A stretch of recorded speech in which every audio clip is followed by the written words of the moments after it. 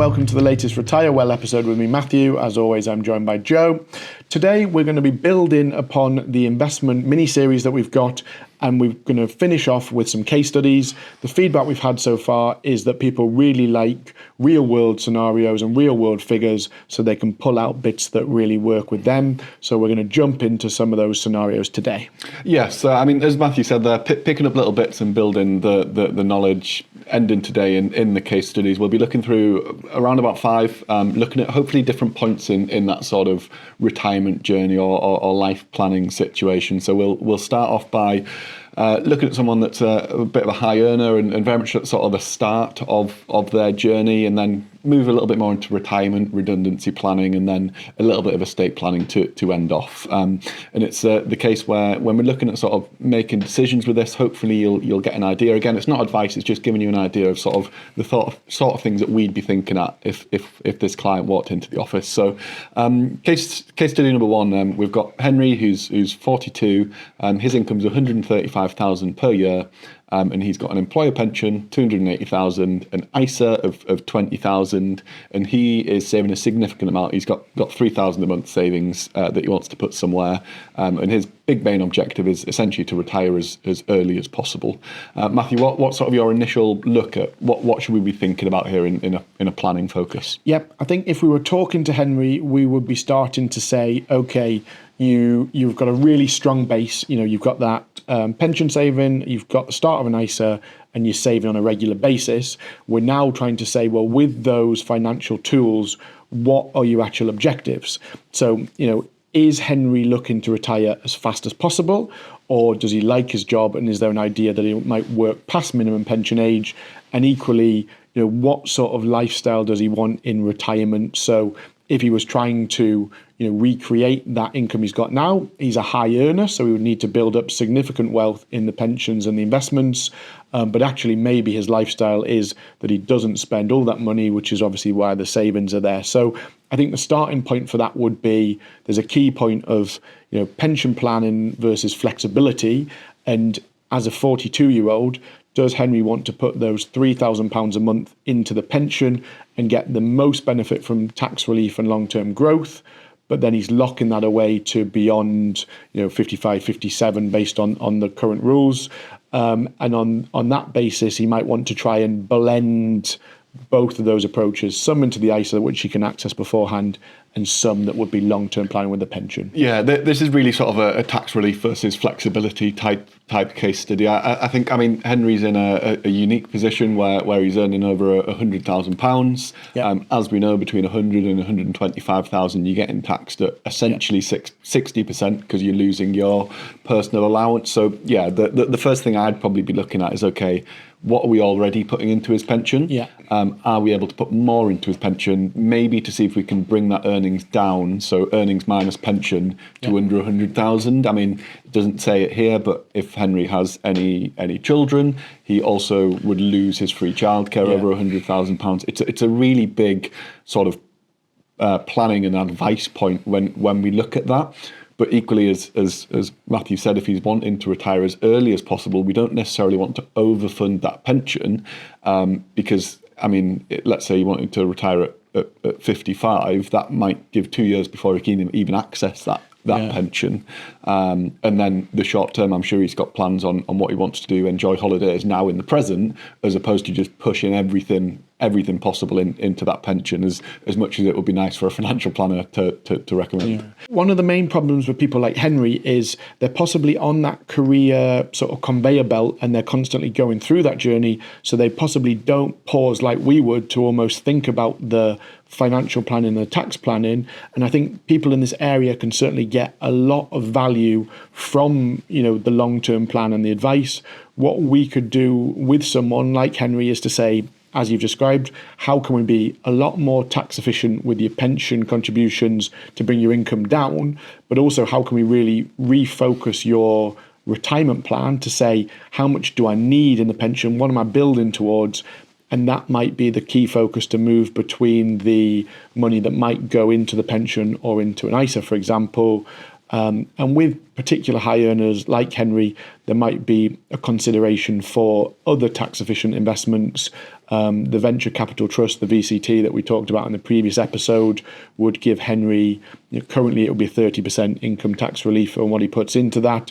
That's reducing down to 20%, but it still would give him that instant tax saving if he wasn't really wanting to lock all of his money up into pensions, but he still wants to manage the income tax. I'd say particularly given that he's sort of pretty close to that £100,000 threshold, and he's not, although 280,000 isn't a small amount in pensions, he's not really at that top end of pensions before they become a bit more of a taxation problem. I'd be looking at the pension contributions on this, and like we say on the podcast, keep doing the simple stuff right, and you'll get a long way. I mean, I've worked with a few people like Henry in the past where you've looked at it, and they maybe like you said, focused on the career, and the same can happen with business owners as well, where they're focused on the business, and just a relatively what might seem like a simple bit of advice can save vast amounts in tax. I mean, the really good ones that happen quite often where they've maybe just neglected it is you go, okay, the fees are this because you have to pay the fee for the advice, but the tax relief you've saved is maybe 2 or 3 times what the fee is. Those that makes it nice and easy for a financial planner when you're looking at it like that. But other bits of sort of technical points on this one before we move on. Not necessarily an issue now for Henry, but if he continues to put money into the pension, he might get close to sort of the lump sum allowance, which is 268,275, the amount of tax-free cash that you can take out. And then also salary sacrifice is being reduced in 2029 to a limit of 2,000, although I'm maybe a little bit sceptical on that actually coming in. How it'll be implemented. I think the other thing is outside of the case study, what's Henry's debt profile? Has he still got a mortgage? Is he paying that down? What's the sort of rates look like for that? It can almost go back to that bit of, do you prioritise being debt-free as early as possible to then start prioritising the pension thereafter? Or, if he had a mortgage that was, a particularly low interest rate, you might say, well, keep that running. Equally, if he had a long-term partner, if he was married, if he had children, there's different sort of strands to pull. And it might be that, saving into a partner's pension might be the perfect thing to do because he's got a good level of pension and using 2 allowances. So as we often do, it's almost thinking outside of the case study or the problem that we're presented with, but certainly, the bits we've talked through today, the pension's a key bit, the flexibility feeds into that, and then it's almost working around the edges. I think one of the other common things I would say is, does Henry have a will in place? Again, often people can be on that accumulation of assets phase without actually thinking, if I was hit by a bus tomorrow, what happens with my money and does it go to the right places? So I would sort of bang that drum as well to make sure that Henry's protected. And equally, life insurance might be something he should think about. He's a high earner. He might be the main, breadwinner in a household. If anything happened to him, would that impact the people he loves and lives with? Yeah, I'm a big fan of looking at that protection piece. A, from having enough emergency savings and not overly investing, but B, we can sit here, we can draw out the perfect plan for Henry on the basis that he is a high earner, and it'll be brilliant and it'll be tax efficient now. We'll be able to draw it out in the future, but if Henry can't go and do his job and earn 135,000 a year, then the plan all falls away and there's no point in doing it. So looking something like income protection could be useful. Okay, so case study 2, we've got Michelle. She's 51, and she's actually just been notified that she's been made redundant. She'll be receiving a £140,000 enhanced redundancy package, and she reckons that she'll be back in a new job in around about 6 months, so she's not immediately looking at retiring. She's currently got a £310,000 pension, defined contribution pension, and £75,000 in ISAs. So no sort of continuing income necessarily needed for Michelle, but she's not sure what to do with the redundancy package. Yeah, I think this is quite a common sort of situation we get. At the back end of last year, there was a few places up in the northeast that were making people redundant, and we had this sort of conversation quite a lot. From a planning point of view, we're often trying to balance the short term, how long are you going to need a buffer or some income for you versus what's the most tax efficient thing to do. So, on that £140,000 redundancy package, if the first 30,000 of that is tax free, and the rest is taxable income dropping into your bank account in that tax year, you're almost thinking suddenly from being a normal earner potentially, you've suddenly gone to a very high level. So for us, again, pension planning is very relevant, and she can actually, most of the time, she can sacrifice that redundancy payment to be paid directly into a pension as long as she's got available, carry forward and allowance. Yeah, and this goes back to what we were speaking about on the last episode on pension allowances. So 60,000 is Michelle's annual allowance. Yeah. She might have only been on 40,000, so previously she'd only be able to pay 40,000 in. But because it's a payment coming from the employer as opposed to the payment coming directly from Michelle, they're able to go above and beyond that personal allowance. And as Matthew said, use carry forward. So potential that if she needed to put 220,000 in the current tax year, if she hadn't paid into previous pensions, although given that she's got 310,000 in, she's probably been paying in. Yeah. But it will be an important one of looking at, okay, let's use the 60,000 in the current tax year. Let's look back to the 3 previous tax years and look at how we contribute it in, because you won't only be saving in tax. If there's any national insurance on a salary, she could be saving that by contributing through something like salary sacrifice it into a pension. I think with regards to sort of the potential new job in 6 months, I think that's maybe an interesting point to look around, just on the basis of how do we almost bucket our approach? What do we need in that short term compared to the long term? Given that the pension is not going to be accessible for at least another 4 years, probably more, given that they go up to 57, she might want to look at keeping a little bit back in shorter term savings and in cash, and that might be that 30,000 tax free, because although she plans to get a new job in 6 months' time, there's no guarantee that she'll get that job in 6 months' time. Yeah, definitely. I think people like the idea that if 30,000's tax free, that could be in the bank to be the security comfort blanket for that 6 month period. And then even, say she did get a new job within that period, any balance that doesn't need to stay in short-term savings could go back into something like the ISA. Again, she's shown good discipline investing in the ISA. And she could say, well, actually, I can afford, with no income needs, to sacrifice the whole lot into a pension and get tax relief. And then the ISA could be that sort of short-term income need drip, if required going forward. But I think from a sort of risk management point of view, keeping that 30,000 as the buffer in case that job doesn't take 6 months and takes a year, and then when you don't need it, putting it back into a long-term plan, I think can make sense. As with Henry, I think, for Michelle, we would also be saying, let's not just focus just on the redundancy and not just on the tax efficiency. We would look a bit more broadly to say, when might you look to retire? What's your income look like, or income needs look like in retirement, and is there any need for lump sums? Because I have had some people with a redundancy package where they go, even though the tax efficient approach might be to put it all in the pension, actually I might be moving house next year or the year after, and maybe if I just have that in the bank account, even if I've been taxed heavily, that could pay down my mortgage, and that puts me in a different chapter to waiting for accessing the pension at 57. So don't let that tax tail wag the investment or the redundancy dog in this case. But it's about making sure everything she does is aligned with that future plan. Yeah, and let's just for an example, age Michelle by 10 years. Sorry, Michelle.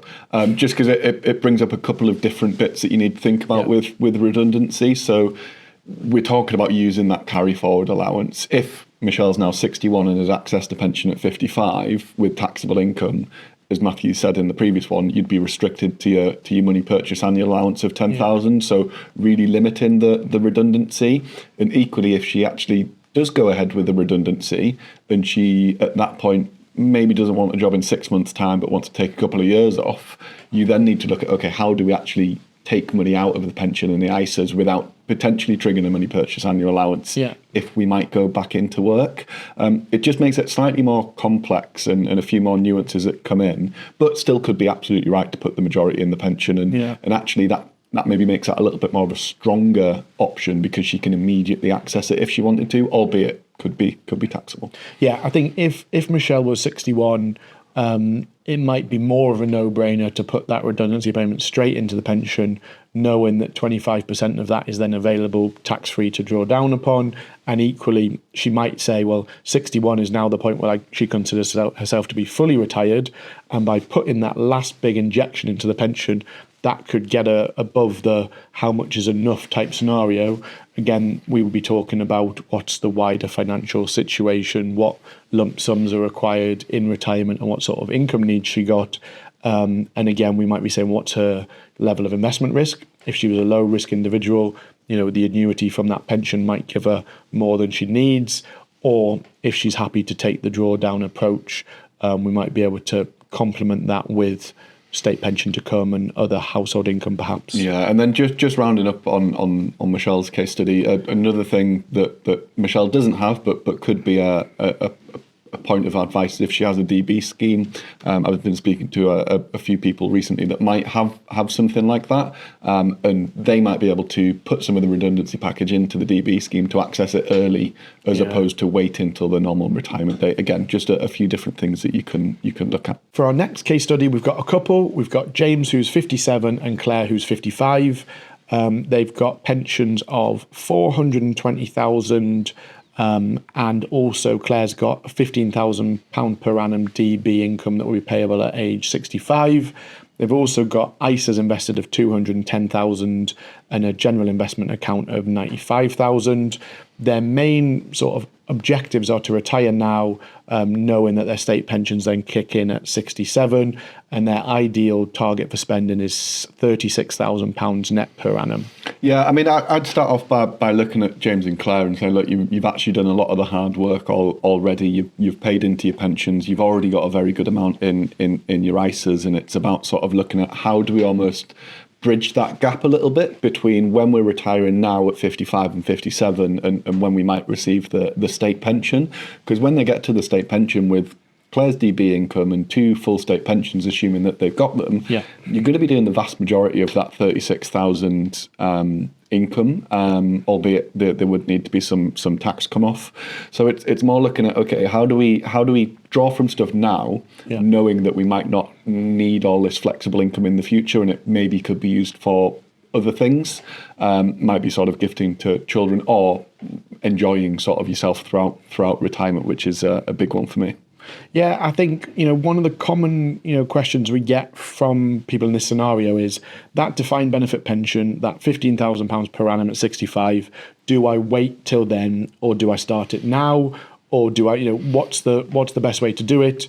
And it always comes down to that personal feeling of, is someone ready to be fully retired? Is there a chance that they're going to go back to work? Again, pressing a button to start that guaranteed income is a irrevocable decision, so you don't want to do that too early.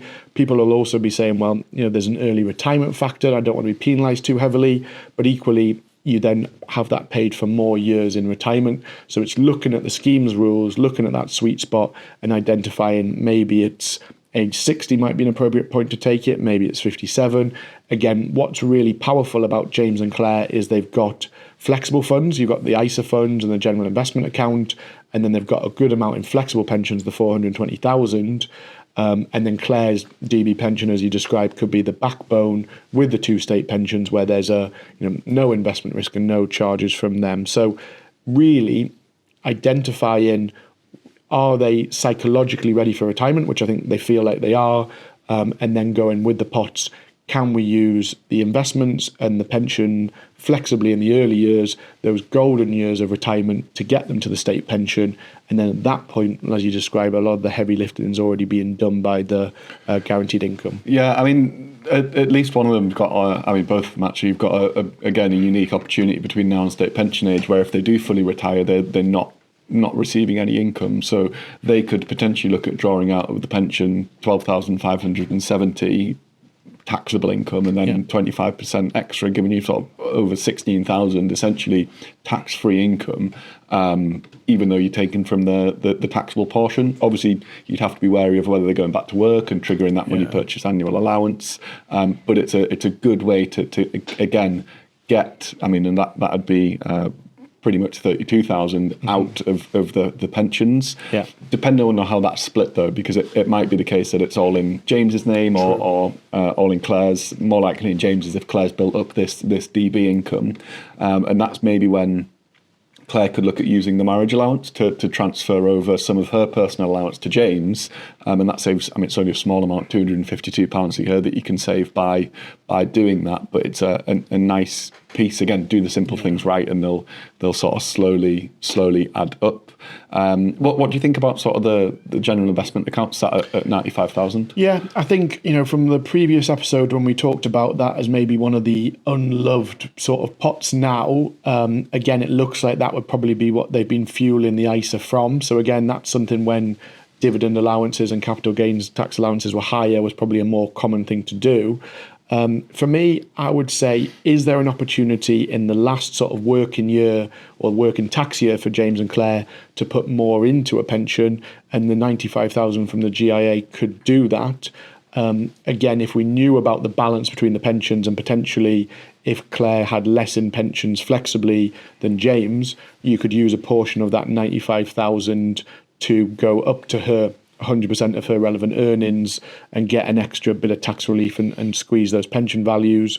Equally approaching the next tax year, £20,000 each could be going into their ISA, bringing that down by 40,000. So the general investment account figure might look high on the basis of if you were investing new money today, but actually they've probably been chipping away at that and moving it across to the ISA. The thing to be wary of, I suppose, for them is what is their capital gains tax position, and if they've got large gains sat within that account now, that might make them a bit more restricted as the capital gains allowances have been squeezed over time. Yeah, I mean, and even if it was new money in that general investment account and they've not used their ISA allowance in this year, you could use 40,000 this side of the tax year and 40,000 in a couple of months' time, and there's 80,000 of it gone. I suppose my only really sort of point of concern that we might sort of chat about here is we've spoken about ISAs and general investment accounts and pensions, brilliant. Going to assume they're all invested, as James and Claire seem pretty clued up about the financial situation. Yeah. My question would be, what's your cash savings looking like? What do you have anything in that short term bucket? Because they pretty much, if they don't take the DB pension early, they've got 10 years before they've got any guaranteed income. Yeah. So they're going to be taking a lot out of flexible income, and if that's invested and the market goes down, they're going to be sort of really at risk of what we call sequence of returns risk, where you might see a market drop, you might take some large amounts out of your pension to fund your income, and then it's much harder for the pension to get back up to where it was. So I'm sure they've thought about it, but just look at how much you want there. Often it's less than you might think, but I mean 6 to 12 months is sort of what most people talk about. Early retirement people might actually want a little bit more in sort of an emergency fund, just for that comfort and knowledge that they can draw on it if the market does come down. Yeah, definitely. And I think, again, like we talked about the previous scenarios, if they're debt free or if they've got a mortgage, it very much changes the position. If they had a mortgage which was 100,000 now and they were wanting to take some of that general investment account, some of that ISA, or maybe some of the tax-free cash, again, that might really limit their flexibility of spending and their capacity to take loss in that early stage, as you've identified. So I think it's looking at that, how much is enough, and what's their income pattern look like to make sure that they're not taking on undue risk. Again, I think when we talk to clients, especially in their late 50s, you might be saying you don't want to retire now and then have to go back to work. You would probably rather say, well, I could work for an extra few years if required to build up enough to then see me through that sustainable retirement. So I think that's, we're talking about sort of an income gap and trying to bridge a gap between retirement and state pension, but it also comes back down to that, how much is enough, and making sure that they are, not risk-free, but they're not putting themselves under undue risk by retiring early. Capacity for loss thing. And again, one thing that they could look at is if they wanted to look at purchasing an annuity almost to to bring up that guaranteed income a little bit, Yeah. increasing the capacity for loss and putting less stress on their flexible pensions. But yeah, lots of different things that James and Claire can do. Sorry, we'll jump on to the next case study. For the next case study, we've got Sally, who's 40, and David, who's 42, and they've had a recent inheritance.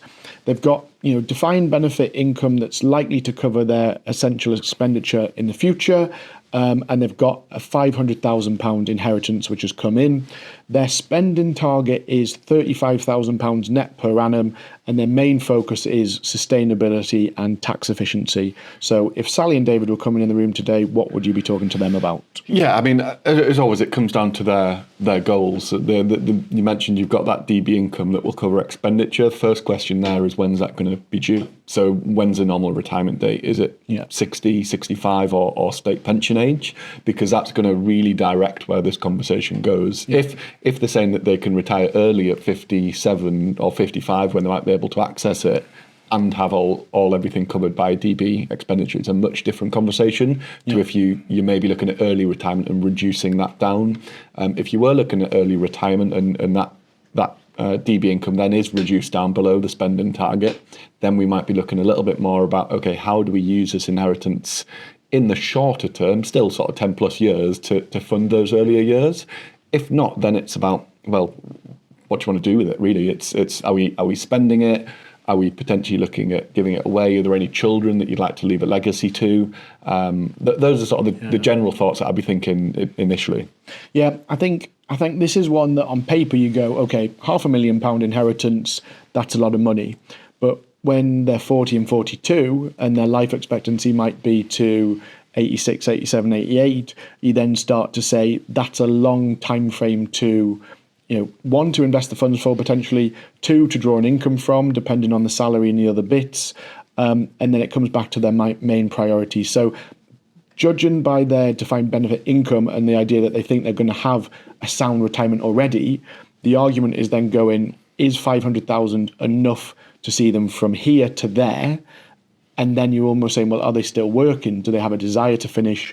A lot of people who we talk to in their 40s who get an injection of capital go, well, I'm not ready to be retired. I think they see retirement as almost being old and they're not ready to have that chapter. So then it might be, well, can we cascade some of this money down to the next generation if they've got kids? And that's where we start thinking very early about estate planning and inheritance tax. But before we jump into that, we're almost going, well, what is your expenditure needs? What's your wider income needs? When and how, as you described with your pensions, and we can then almost say, if that is 500,000 to be used by Sally and David, does it almost fill up the pots where we say, let's make some pension contributions, let's put money into ISAs, let's think about the offshore bond for that long-term deferral as the income to see them through the wider chapters. Yeah, I mean, the back to basics approach of the simple things, we'd be looking at sort of each side of the upcoming tax year and 20,000 each into ISAs. If it is for them, that's really, really sensible. Yeah. And then they've still got 420,000 left. So it's not the case of you could stick it all in a general investment account. Sure. If it was a smaller amount, you could, but then you really got to manage that capital gains tax liability. You're more than likely going to be taxed on dividends and your savings allowances as well. So that's a case of, again, Matthew said you could look at contributing to a pension, or the alternative, you could look at that investment bond onshore or offshore for a bit of tax efficiency. And that actually also leads us on to the estate planning side of it, where an offshore bond can be really useful. Just a quick refresher on offshore bonds. If you were to invest £100,000 in it, or in their case, maybe £400,000 in it, £400,000, you could take £20,000 out every single year for 20 years and not pay a tax liability. I mean, that 20,000 is going to go a long way to sort of getting them to a point where they may be at retirement if they wanted to do it that way. Yeah. And then post-retirement, they might have sort of more personal allowance available to use. But the really interesting point about an offshore bond on estate planning, if they said, actually, you know what, we don't need all of this, we might take £100,000 for ourselves to enjoy it, they could look at doing something like a deed of variation, where they say, actually, I don't need this inheritance, I'm going to vary it, I'm going to pass it down to the next generation. Yeah. They could then essentially receive it as a gift from the deceased, whoever they've received it from, and there'd be no sort of inheritance tax implications if they weren't to pay before. Would you want to pass it directly down to a child? I'm pretty excited if I had 400,000 at age 18, which might fit on the age profile of these clients' children. Yeah. If not, then you could look at assigning it into trust, and that's where a bond really comes alive in the tax planning.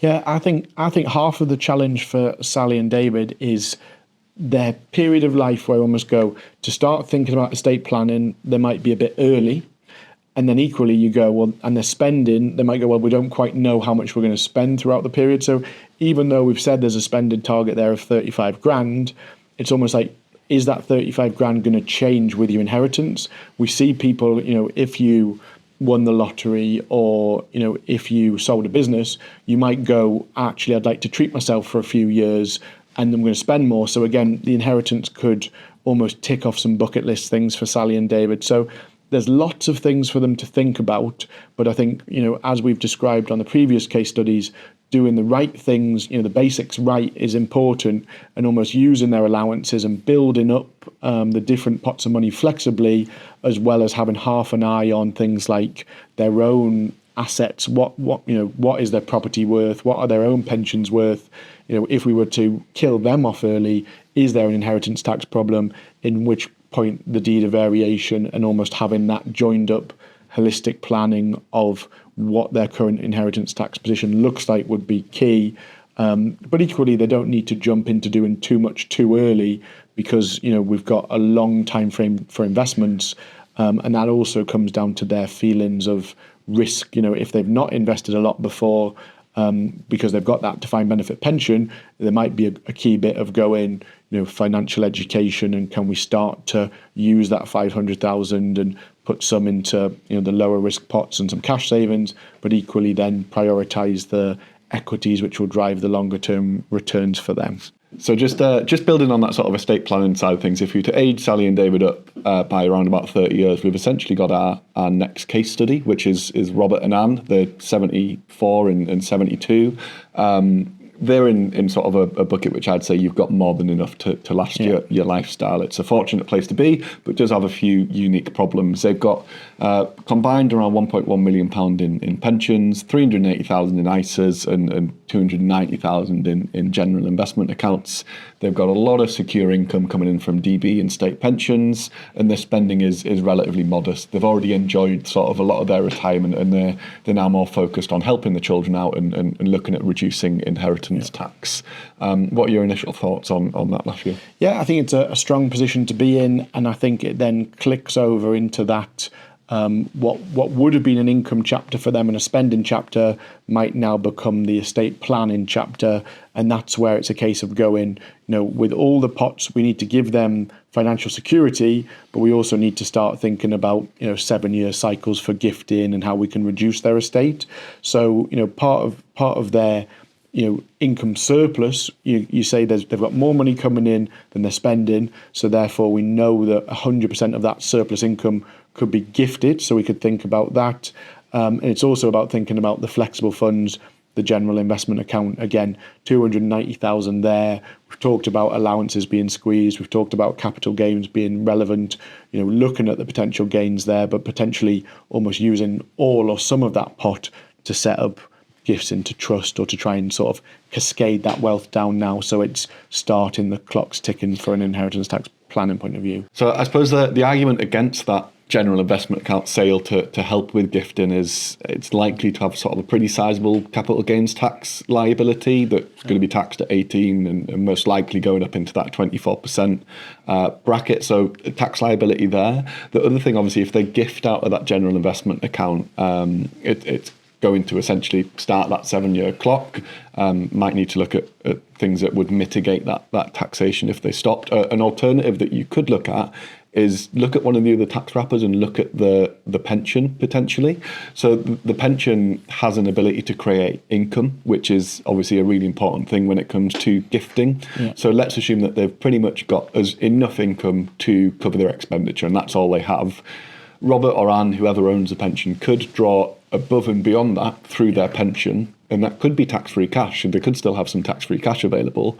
That becomes income. They're drawing it on a regular basis. They could then look at gifting that through gifts out of surplus income that we spoke a lot, and that could pass stuff down to the next generation pretty quickly, and without sort of triggering a seven-year liability.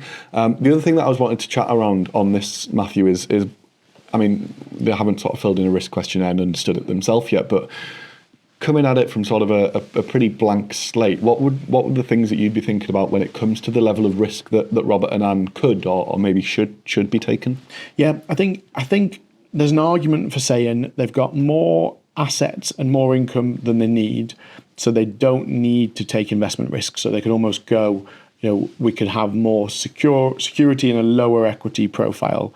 But then when they're starting to prioritize passing money on, they might almost be allocating pots of money that are for the next generation, which could extend that life horizon for the investment by another 20 or 30 years.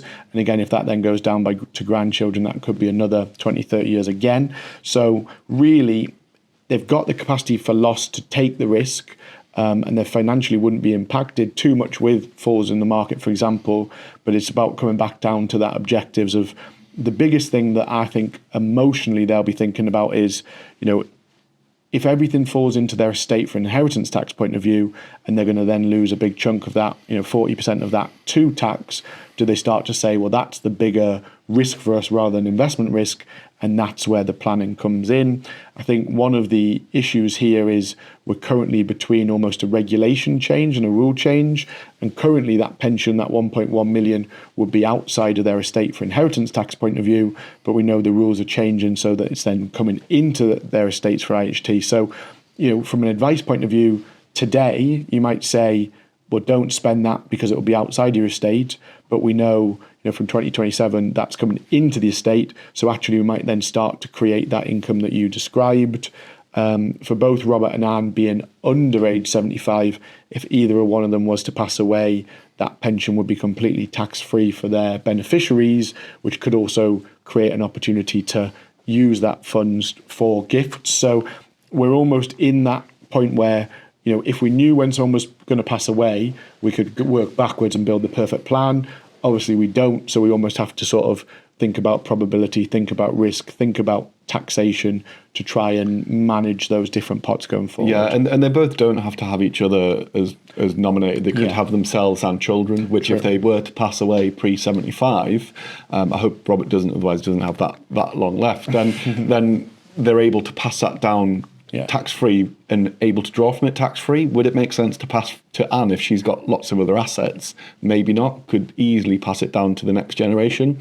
Just going back to risk for 1 second, I think it's always it's an interesting position to be in, because Robert and Anne have got to this position from saving well, investing well, and they may now go, actually, I don't really want to lose anything that I've already got. And they might go, well, actually, I don't have that big of a time horizon because we're getting closer to life expectancy. Again, hope they live a long time. But this is where, if they do have that estate plan and focus, it can actually almost switch and go, okay, we're not actually going to use this pension in our lifetime, or we're not going to use this investment. Then it's for the children, and the children might be 20, 30 years younger, whatever it might be, and that really extends out that time horizon. So I think this is where it's important to sort of look at sort of goals and objectives, as we always say, but also speak to the different generations. And this might be someone speaking up to their parents, or it might be the parents starting the conversation with the next group, because it's not always just your goals, it might be their goals. Children might feel like they'd get more benefit from stuff now, might want to go out and do sort of more holidays with the family, and they'd feel that's more valuable than maybe saving stuff up for the future. Definitely. And I think part of that is almost to say, going back to basics with Robert and Anne, what is the objective from each pot? So pensions might have been built up over time, and that might be giving them their income now. But then what about the ISA? £380,000 in the ISAs is a very large pot. If they're not needing to draw money from that, is that the point that they start to gift from? Again, the same conversation with the general investment account. And I think the natural reaction is the comfort blanket to say, oh, but I might need it. Or if you're Anne, you might say, well, what if Robert passes away or goes into care? I might suddenly need that money. So you don't want to, we don't want to be too aggressive from a gifting point of view, and thinking about trusts and other things that outside of their name, but equally doing nothing, and those assets growing over the next 10 years. Potentially 40% of that is then lost straight away to inheritance tax. So it's a fine balance, and I think, like you described, it comes back down to the main objectives and working with the family. But it could be that you go, Robert and Anne could have a number of grandchildren, and they could say, actually, what we're going to do is we're going to pay into their junior ISA, or we're going to pay into their ISA, or give them some money towards a house deposit or a new car, and they see a lot of the benefit in seeing that individual enjoy it. And it's not really purely from a tax efficiency point of view. That helps for reducing their estate, but it's mainly objective focused rather than the tax. Yeah, I think when you get into estate planning, it can grow arms pretty quickly, and you're not just thinking about yourself, you're thinking about others. So we will sort of explore it in a similar series like we have today, and look at, okay, what are the basics, what do we think about, and again, explore a few case studies. But we'll sort of bring the case studies to a close there, and hopefully you've seen at least some of yourself in one of those case studies, because we've run through a few different sort of stages of life there. And equally, if there is any sort of case studies or scenarios that you'd like to explore, obviously we can't give advice on the podcast, but we can chat through things that we'd be maybe thinking about, and sort of stuff that you'd want to think about if you are in the position. Feel free to either send us an email at retirewell at wealthadvice.co.uk, or drop a comment down below. It's always interesting to see what people are thinking. But we very much hope you've sort of enjoyed this sort of mini investment series. We will be moving on to tax year end thinking, so a little bit more on tax and a little bit more on what do we need to be thinking about before we get to sort of that 6th of April deadline. But if you've enjoyed the episode, as I said, like and subscribe and share it with anyone that you think you might find it useful. And we look forward to seeing you next week for another episode.